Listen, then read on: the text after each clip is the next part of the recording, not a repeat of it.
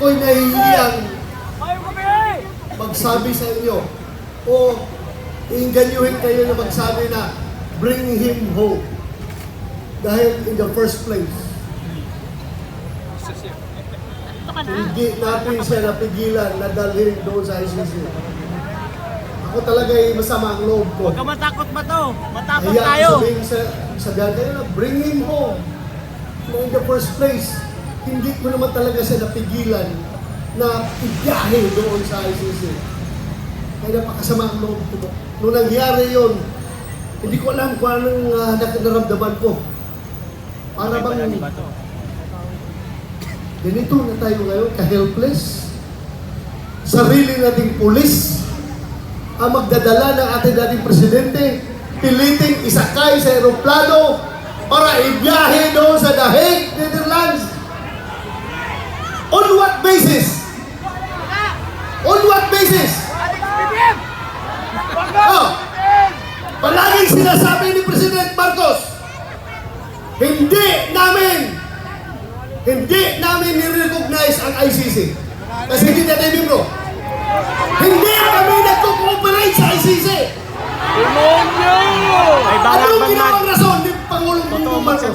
Demonyo si Marcos! Interpol! Bullshit! Interpol! Ako! Naging chief PNP ako! Iwata. Alam ko ano ang papel ng Interpol sa mundo! Huwag niyo akong lukuhin! Commitment sa Interpol! Bullshit! Interpol! Presidente ka! Presidente ka ng Pilipinas! Hindi, yan. Presidente ka ng Pilipinas!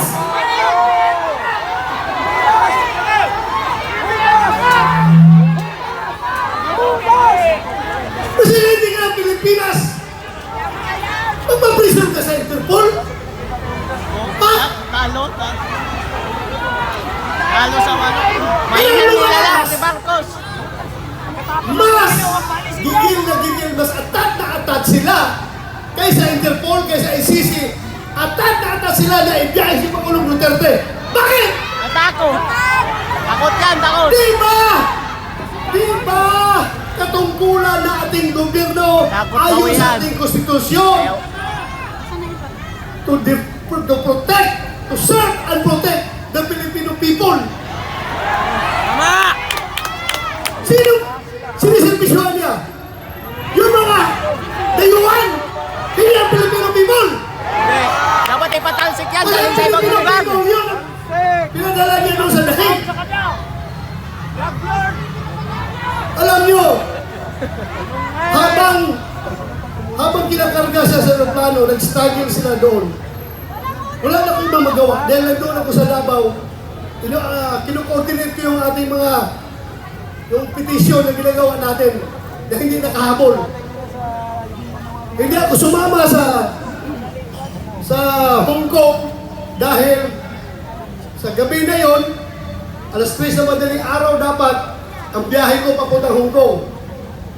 Pero mayroong nag-leak sa akin ng information. Hindi pa rin tulog ang Diyos. Nagsabi nga, sabihan mo sila na may warrant na si President Duterte at si Bato. Uhulihin sila pagbalik nila dito, galing sa Hong Kong. So tinawagan ko si Bimbo Villaldia. Sabi ko, sir, meron ng warrant. Hindi na ko habol dyan. Kasi kasuhin ko na lang yung petition natin dito. Petition for certiorari and prohibition. Kinordinate ko yung ating mga abogado sa auditorium. Pero nung kinarga na siya, wala na, ano bang gagawin ko? Alam yung nagawa ko? Naghanap ako ng tao na kakilala yung piloto ng eroplano. Pinasabihan ko yung piloto, sabihan mo, pag gawin na yan, ibiyahe na si Pangulong Duterte. He will go down in history as the pilot na naghatid sa pinakamabait, pinakamahal na Pangulo doon sa Dahig. Sabi ko, meron nagkukuminigay sa amin dalawa. Sabihan mo, pagdalahin niya si Pangulong Duterte doon, mananagot siya sa taong bayan. Mananagot siya. Tama, mananagot. Ano, ipakita mo yung mukha ni Torre dyan. Bilis na ipakalagot ko lahat na yan! Ay, Torre. Pakita mo yung mukha, mukhang pera yung story dyan eh. Kaya Alam binigay. niyo, ang nakakasamak ng loob ko. Alam mo yung isang barangay kapitan? Si barangay kapitan, maliit na barangay. Kausapin mo, Kap, anong tingin mo dito? Tama ba ito? Hindi. Sabi ng kapitan sa'yo, Sir, ikaw naman, sir. Pareho tayong lalaki. Hindi pwede yan, sir. Hindi talaga. So may isang salita. Pero may nakausap ako isang presidente. Dalawang bisis ha! Unang bisis! Doon sa Bukidnon. Kasi nung 2022 election, kung hindi si Inday Sara makasama sa kanilang rally, kasi mayroong ibang commitment, ako ang nagpo-proxy kay Inday Sara. Kasama kami na sa stage. Siyang kandidato ng presidente, ako ang nag-represent kay Inday Sara. Nag-uusap kami. Usap din doon. Alam mo, sabi sa akin, hindi siya papayag na makialam kay Sisi sa ating bansa. Hindi pa siya presidente noon. Hindi pa presidente. Demonyo ka! Pangalawang beses, presidente na siya. Doon sa Malacanang, inibitahan niya kami. Tinanong ko siya, ano ba itong stand niyo, Mr. President? Tama! Pabago-bago. Iba yung sinasabi mo, tapos yung mga tao mo, iba ang sinasabi.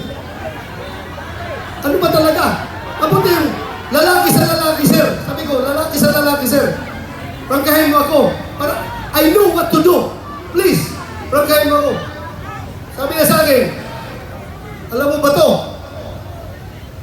Kahit gabuhok mo, kahit wala akong buhok ha, kahit gabuhok mo or buhok ni President Duterte, hindi mahahawakan ng ICC. Hindi ako mapayag na mapasok ang ICC dito. Alam mo, dagdag yan. Kasi kung papayagan ko yan, alam nyo, kung papayagan ko yan, after ninyo, mga Duterte, ikaw, after sa investigasyon ninyo, baka kami na naman ang isusunod ng ICC. So, naniwala ako. Pero bakit ngayon, yung nagkahiwalay ang unity, bakit biglang nagbago? Biglang nagbago. Halata na itong lahat, ang ugat nitong lahat, ay kasakiman sa poder ng gobyerno. Ayaw Susuluhin! papalit si Vice President Inday Sara sa 2028 para maging presidente. Sinimulan nila yan sa People's Initiative. Doon nagsimula. Nagka-dictionary ng Pilipinas. Ngayon, anong nangyari? Saan pupunta ang Pilipinas ito?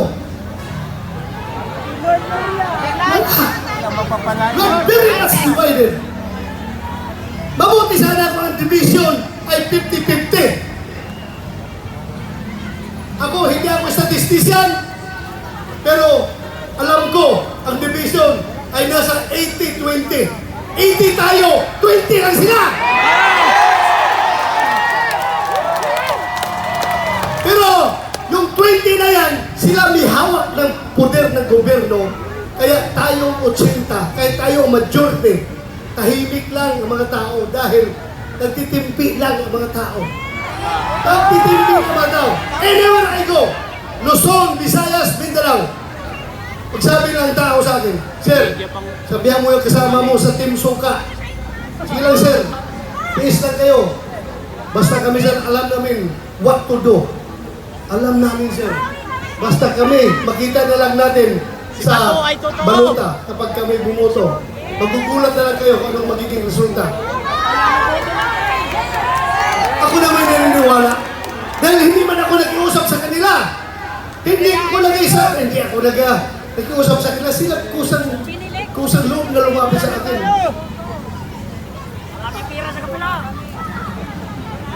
Alam nyo, ang nakakasama pa, ha?